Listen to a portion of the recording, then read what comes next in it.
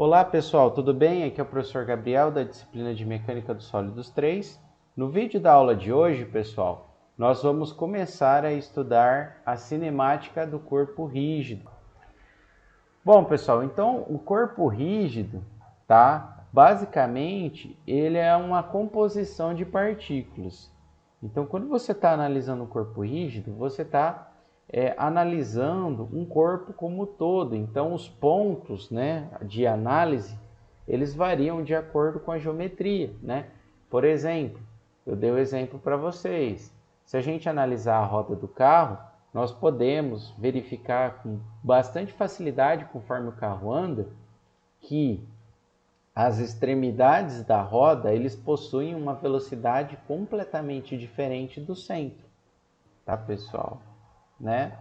Translação, o de translação, pessoal, é quando a distância entre dois pontos aí pertencentes, dois pontos que você analisa, ela não varia, tá?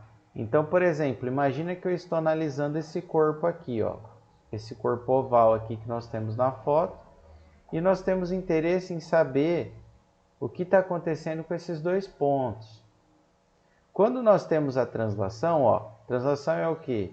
É um movimento retilíneo, tá? Não necessariamente, mas é um movimento que pode ser descrito por uma reta, né?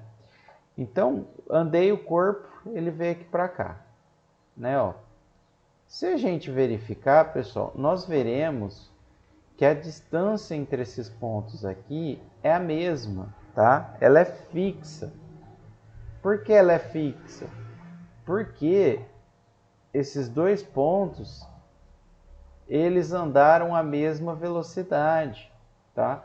Então, consequentemente, eles não se distanciaram, né? Ó, o ponto A e o ponto B, eles não ficaram mais distantes e não ficaram nem mais próximos, tá? Então, esse é o movimento de translação. Veja que ele pode ser também uma curva. Só ocorre se a velocidade do A for igual à do B e se a aceleração do A for igual à aceleração do B, tá? E quando que nós temos isso? Quando nós estamos analisando um elemento rígido, tá? Um elemento rígido no qual os pontos, né, em que eu esteja analisando, eles são rígidos, tá? Agora, por exemplo, vamos lá imaginar um outro caso. Imagina que eu tenha uma barra com um rasgo, esse é o rasgo, né? Tá? Eu tenho essa barra aqui, ó, nesse ponto O, ela gira, tá? Dentro desse rasgo, pessoal, imagina que eu tenho um pino, tá? Vamos chamar o pino de ponto A e vamos chamar a extremidade aqui, ó, de B, né, ó. Conforme eu giro essa barra, pessoal, a gente pode até imaginar aqui, ó, nós temos uma tendência do pino ele se deslocar para fora, tá, ó. Ok, ó. E o meu ponto B permanece aqui. Então, o que acontece? A velocidade do A é igual à velocidade do B ou igual à velocidade do zero? Não, né, pessoal? Por quê? Porque a distância entre o O e o A, ó, ela variou, tá? Então, eu não posso mais falar que eu tenho um movimento de translação, ok? Porque o movimento A, ele se desloca, né? Nesse caso, a velocidade do A ela é maior que a do O, fazendo com que ele se distancie do ponto O. Agora, se eu analisar o ponto O e o ponto B, eu posso gerar o quanto eu quiser aqui, que a distância entre eles é a mesma. Por quê? Porque é uma peça rígida, é um elemento rígido. Então, eu tenho a translação. Então, eu posso falar que a velocidade do O é exatamente a velocidade do B, tá? Enquanto que a velocidade do O ela é diferente da velocidade do A. que é diferente da velocidade do B, tá? Então esse, pessoal, é um conceito importante que ajuda muito quando você vai fazer a análise do seu corpo rígido, tá?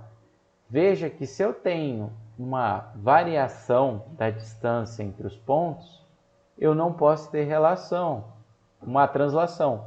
E, consequentemente, a velocidade dele, a aceleração dele vai ser diferente, tá bom? Beleza, pessoal? Então, isso é um conceito importante.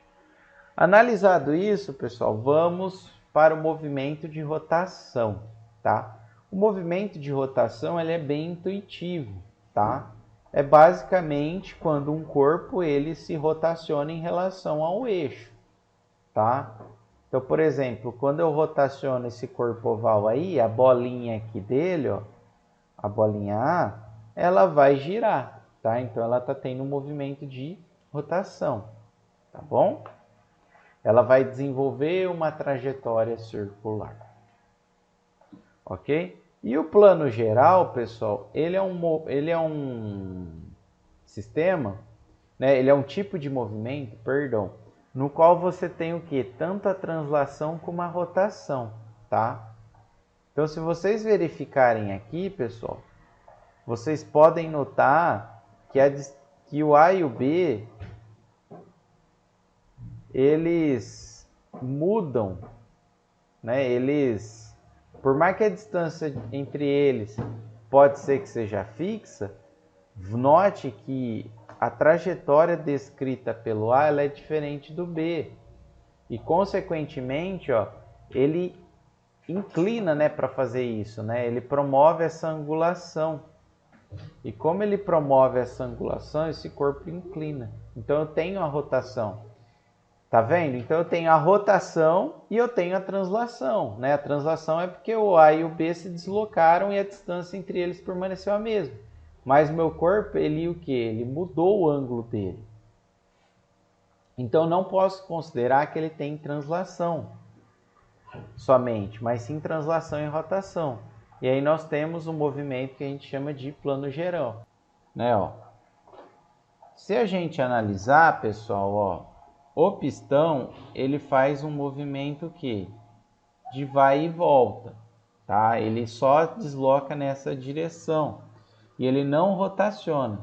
Então o pistão ele executa um movimento de translação, ok? Esse volante aqui, pessoal, né? Eu vou soltar o vídeo aí de novo. Ele está girando e junto com ele nós temos essa manivelazinha. Todo esse conjunto, pessoal, ele executa um movimento de rotação, né? Tanto isso aqui quanto esse aqui. Ok? Por quê? Porque ele só está girando, ele não está transladando, tá? Agora, prestem atenção nessa barra aqui, ó, que a gente chama de biela. A biela, pessoal, ela está girando, vocês podem ver que ela se inclina, tá? E ela também vai para a direita e para a esquerda. Então, a biela, que é esse cara aqui, ó, deixa eu pegar uma cor melhor para a gente enxergar. Então, a biela, que é esse cara aqui, ela vai ter o movimento plano geral, pois ela está rotacionando e ela está também executando a translação, tá? Então, se eu fosse analisar a biela, eu teria que analisar um mecanismo plano geral, ok? Ó, em termos de deslocamento, é o que eu comentei, ó, o deslocamento, a distância entre o A e B não varia. Então, eu não tenho uma variação da velocidade, consequentemente a velocidade mantém a mesma e a aceleração se mantém a mesma. É basicamente o que eu já havia comentado, ok? Então aqui é um exemplo de translação, por mais que a gente tinha visto. Se a gente analisar, por exemplo, ó, as extremidades aqui, ó, do garfo, a gente nota, ó, marquei os dois pontos. Vamos voltar, ó. Marquei os dois pontos. Essa distância aqui entre eles, pessoal, ó, essa distância aqui, ó, se a gente viesse e medisse, ela é uma mesma distância, tá? Ele tá girando o meu garfo? Não, ele só faz esse movimento que de cima para baixo. Então, tanto esse ponto aqui de baixo, que é o A, como esse ponto aqui de cima, que é o B, né, nesse caso aqui, perdão, de cima, a gente tem um movimento de translação. Então, o VA, a velocidade do A é igual à velocidade do B, e a aceleração do A é igual à aceleração do B. Ok? Agora, se eu já analisasse as engrenagens, aí já seria outra história, tá? Porque elas estão rotacionando, tá bom? Para a gente caracterizar ela, a gente precisa saber a aceleração angular e a velocidade angular. Porque numa rotação, o seu deslocamento é um ângulo, ok? É uma trajetória circular, tá? E aí vocês não podem esquecer da definição de velocidade e aceleração angular. Mas eu acho que a gente já conversou muito sobre isso e eu não vou ficar reafirmando isso aqui, tá? E aí vocês podem perguntar para mim, mas como eu transformo a minha velocidade angular numa velocidade que é o que normalmente a gente analisa, tá? Para a gente fazer isso, a gente faz o produto vetorial da velocidade angular pela distância entre o centro de rotação até o ponto que está rotacionando, tá? É sempre esse RP, é a distância do centro de rotação ao ponto que está rotacionando, ok? Ah, professor, por que a gente está fazendo essa produto vetorial, tá? Pessoal, a gente faz basicamente produto vetorial para a gente saber a direção em que está a velocidade, tá? Por quê? Porque além do valor, né, da magnitude, ela vai dar a velocidade na forma vetorial. Então, vocês conseguem saber a direção, tá? Num caso bidimensional, a direção é simples, tá, pessoal? Ó, por exemplo, imagina aqui que esse eixo está girando, né, com uma velocidade angular ômega, tá?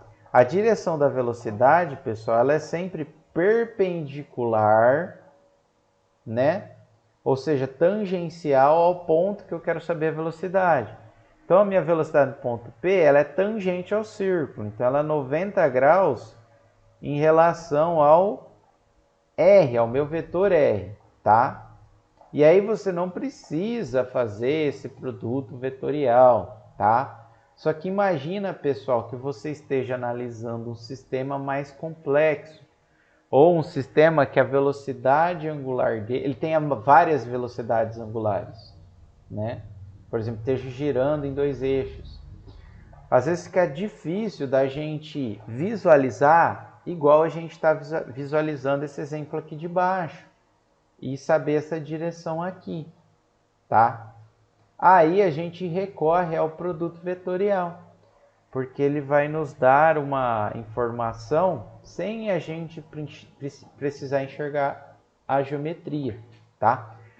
Mais para frente nós veremos casos em que isso é complexo e vocês vão entender isso, tá? Mas basta vocês entenderem que para achar a velocidade eu faço o produto vetorial entre a velocidade angular e o R, que é a distância entre o eixo de rotação e o ponto que eu desejo saber a velocidade, e que a velocidade linear, que é o Vzinho, ela é perpendicular ao vetor R, tá? Para onde? Para o sentido do movimento, né? Ela vai tangenciando, ok? Beleza. Como que eu faço sem o produto vetorial eu sei a direção? Pela regra da mão direita, tá, pessoal? Vocês podem fazer assim, igual tá mostrando aí. Vocês pegam a mão direita, o A é um vetor, o B é o vetor. O C, pessoal, que é o dedão aqui de cima, ele mostra o sentido da velocidade, tá? Então, por exemplo, vamos imaginar lá igual aquele caso que a gente viu.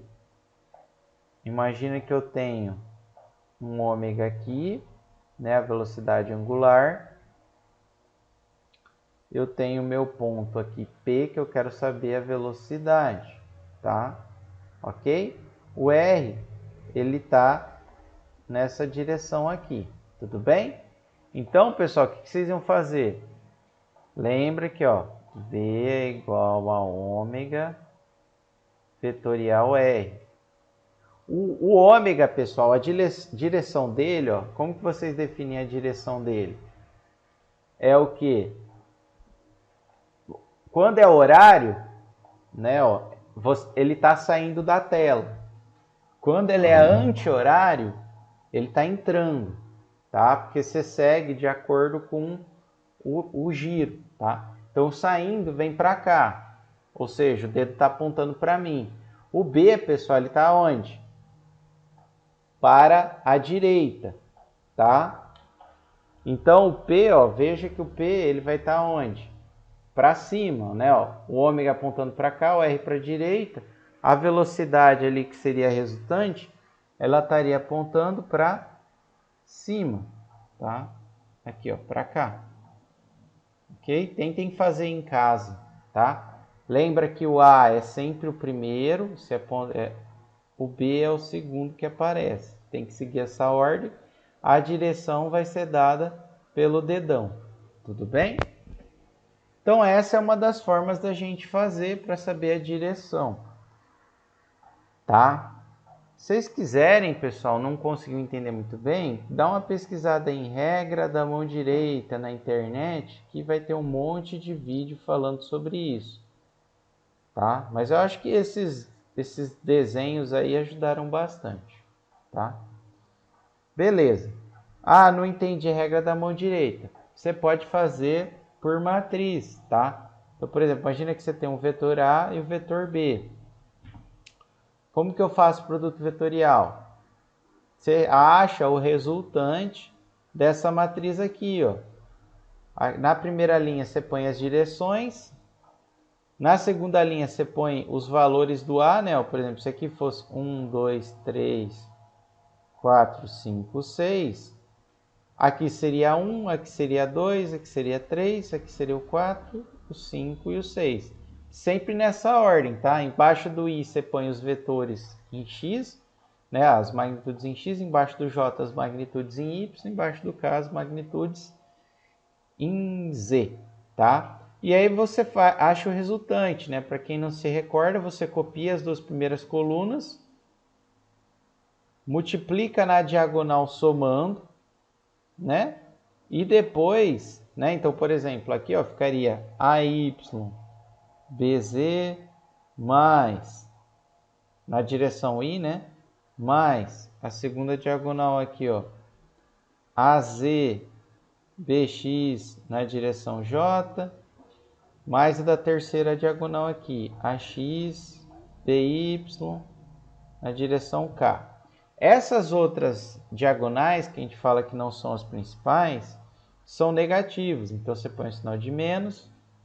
Essa aqui, ó, ia ficar AY, BX na direção K, mais AZ, BY na direção I, mais essa aqui, né, ó, AX, BZ na direção K. Ok? Aí você junta, tá, pessoal? Quando você juntar, você vai ver que vai bater com essa expressãozinha aqui, ó. E, ó, o que tem I? AYBZ menos essa parte que é negativa. E assim vai indo, tá?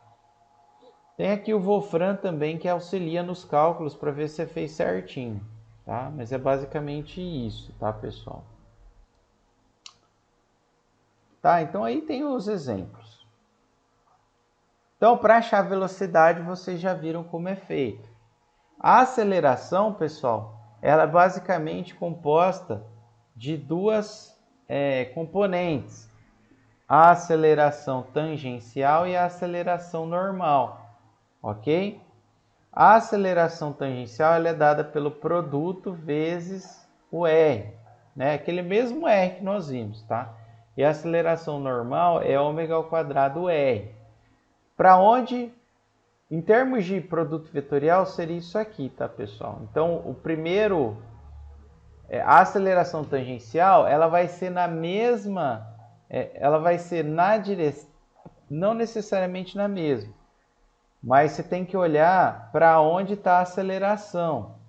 Então, por exemplo, eu posso ter, por exemplo, o ômega para cá, só que uma aceleração no outro sentido, né? Então, você vai olhar o sentido da aceleração, né? Está nesse sentido, se eu estou analisando o ponto P, o R é isso aqui, então a aceleração tangencial ela vai ser nesse sentido aqui, perpendicular ao R, associando ao sentido da aceleração angular e não da velocidade, tá? Por exemplo, nesse caso, pessoal, eu teria uma velocidade para a direita, né? Porque o ômega está para cá. Só que como a aceleração está no sentido horário, a minha aceleração seria para a direita. E como o meu ômega está no sentido anti-horário, a minha velocidade seria para a esquerda. Tá? Então, é dado por esse sentido, ou você pode calcular o produto vetorial que dá na mesma. Tá? E a aceleração normal, pessoal, qual que é o sentido dela? É sempre apontando para dentro. Tá? É sempre no sentido negativo do R. O R não é daqui para cá, ó. Então a aceleração normal é o contrário ao R, sempre apontando para o centro. Ok? Tudo bem, pessoal? Então, por exemplo, à medida que a aceleração tangencial, o que ela ocasiona, pessoal? A variação da velocidade, tá? Aqui eu coloquei aumento, mas tá errado, é variação, porque ela pode aumentar ou diminuir. Então é isso que a aceleração tangencial causa. Um aumento aqui da velocidade linear, tá, pessoal? Uma diminuição, tá? Um outro fato interessante, pessoal, é que se eu não tiver aceleração angular, lembra que a aceleração tangencial é o αr? Eu não tenho, né? Se esse cara é zero, a aceleração tangencial é zero. Isso significa que ele vai parar? Não, isso significa que ele não vai variar a velocidade dele, ok? Então a minha velocidade, nesse caso aqui, ela permanece a mesma, ok? Ela não aumenta e não diminui. Ok? Isso ocorre quando eu não tenho a aceleração angular. Agora, se eu tiver, a minha velocidade varia. Tá? Já a aceleração radial, pessoal, ela sempre vai existir. Porque não é ômega ao quadrado R. Para girar o meu corpo precisa ter velocidade angular. Então, ela sempre existe. Então, se alguém perguntar um dia para vocês, no movimento de rotação, existe aceleração? Sempre? Sempre existe. Tá? Porque ele está girando. Então, pessoal, espero que vocês tenham entendido. A próxima aula aí eu vou gravar um vídeo curtinho resolvendo um exercício, mostrando o que a gente viu. Tá? Obrigado e até a próxima.